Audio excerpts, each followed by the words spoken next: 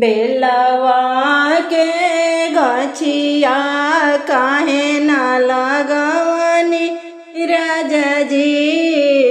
बेलवा के गछिया बेलवा के गछिया तरवा भोले बाबा के बसेरवा पूजे हम जायती राजा जी। तीजिया बरतिया पूजे हम जायती राजा जी। बाबा के चरनिया अमावा लगवनी रानी हो महुआ लगवनी बेलवा के गछिया रानी हो। भोले बाबा मंदिरवा बेलवा के गछिया रानी हो। बाबा के मंदिरवा वही जे में पूजी हो रानी हो।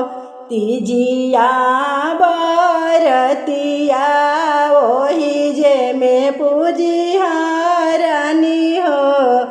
बाबा के चरनिया आतना बचनिया रानी सुनाही ना पवली चली भैली बाबा के मंदिरवा।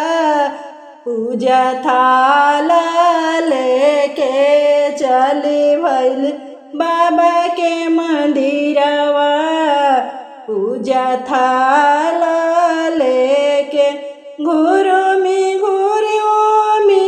भोले बाबा पूजी हम लेनी आचारा पसारी बाबा दीनाय सीसावा आचारा में हमारा बाबा दिहिया सिर बदवा हमारा राजा जी के लंबी उमरिया हमारा के दी भोले बाबा।